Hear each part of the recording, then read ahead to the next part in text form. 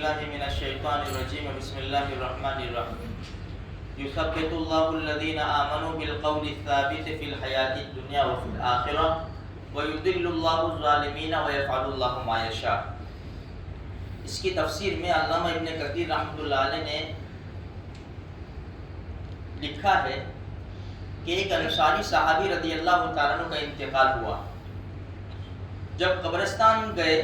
تو قبر کھودنے میں دیر لگ گئی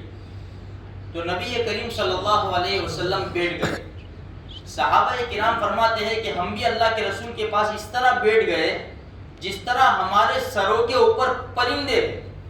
اتنے اطمینان کے ساتھ ہم بیٹھ گئے اللہ کے رسول صلی اللہ علیہ وسلم کے پاس۔ ہمارے نبی کے ہاتھ میں ایک تنکا تھا جس سے زمین پر لکیریں پار رہے تھے،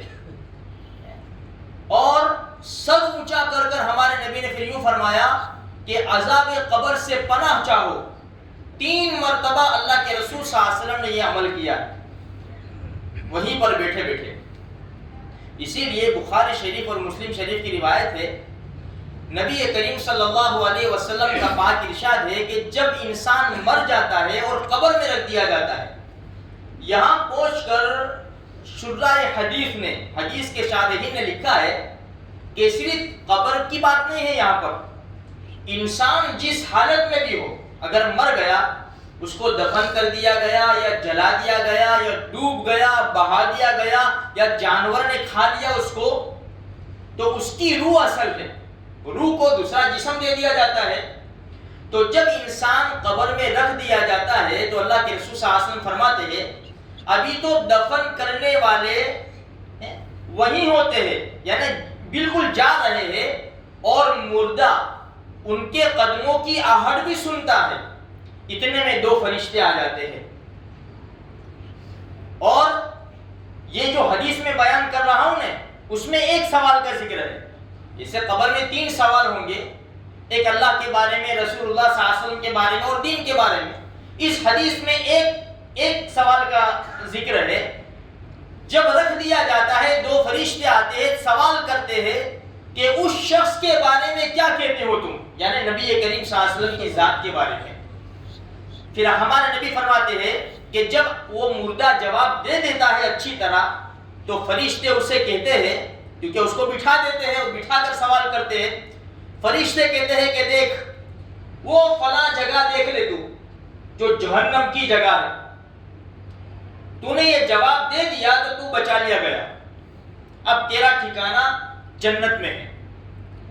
اسی طرح بدکار آدمی ہوتا ہے، اس کو بھی فرشتے بٹھا کر سوال کرتے ہیں، لیکن وہ سوال کے جواب میں کچھ نہیں کہتا، بس ایسا ہی کہتا ہے کہ جیسا لوگ کہتے ہیں ایسا میں بھی کہتا ہوں، اور یہ کون میں نہیں جانتا ہے۔ ایک دوسری روایت میں ہا ہو لا ادری، ہائے افسوس مجھے کچھ پتا نہیں ہے، اس لیے کہ دنیا کی زندگی میں اس نے عیش و عشرت کی ہے، اللہ کو راضی کرنے کی، اللہ کے رسول صلی اللہ علیہ وسلم کو راضی کرنے کی کوئی عمل کیا ہی نہیں اس نے۔ تو اب وہ جواب کیا دیتا ہے کہ مجھے نہیں معلوم۔ تو سب سے پہلے جنت کا ٹھکانہ بتایا جاتا ہے، دیکھ یہ تیرا ٹھکانہ تھا، لیکن تو نے مستی پہ چڑھا تھا دنیا کے اندر، تجھے کوئی فکر ہی نہیں تھی، اب تیرا ٹھکانہ جہنم، اس کو جہنم کا ٹھکانہ بتایا جاتا ہے۔ اس لیے میرے بھائیوں، آج ان کی باری ہے، کل ہماری باری ہے، کل ہمیں بھی قبر میں جانا ہے۔ اس لیے جو 3 سوال ہوں گے نا، سب سے جو اہم سوال ہے نا، اس حدیث میں ذکر کیا ہے کہ جس نے یہ سوال دے دیا وہ 2 سوال تو آسان ہے، اس لیے کہ اللہ کے رسول صلی اللہ علیہ وسلم کو پہچاننا اور ان کی بتائے ہوئے طریقے کے اوپر چلنا جب کب ہوگا؟ جب اللہ کے رسول سے محبت ہوگی۔ اس لیے ہمارے نبی کی محبت کا تقاضا یہ ہے میرے بھائیوں، کیونکہ وہ اللہ کے پیارے محبوب ہے، اللہ کے پیارے رسول ہے، ہماری ہدایت کے لیے ان کو بھیجا ہے، اس لیے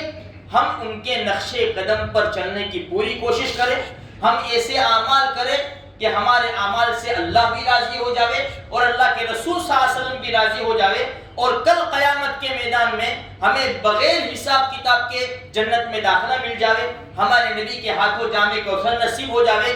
عرش کے سائے میں ہمیں جگہ مل جاوے۔ ہمارا یہی مقصد ہے میرے بھائیوں کہ اللہ راضی ہو جاوے، اللہ کے رسول راضی ہو جاوے۔ ہمیں ایسے عمل دنیا کے اندر کرنے ہیں۔ تھوڑی اپنی نفسانی خواہشات کو قربان کر دو، تھوڑی قربانیاں دے دو۔ ویسے بھی قربانی کا مہینہ آ رہا ہے میرے بھائیوں، انبیاء کرام علیہ السلام نے کتنی بڑی بڑی قربانیاں دی ہے۔ ہمیں کہاں جان کی قربانی دے دینی، ہمیں تھوڑے سے وقت کی اور تھوڑی سی محنت کی قربانی دینی ہے۔ بس اتنی قربانی دے دیں گے، اللہ پاک راضی ہو جائے گا اور ہمارے حق میں خیر کے فیصلے ہو جائیں گے۔ اللہ مجھے آپ کو سارے مسلمانوں کو توفیق نصیب فرمائے۔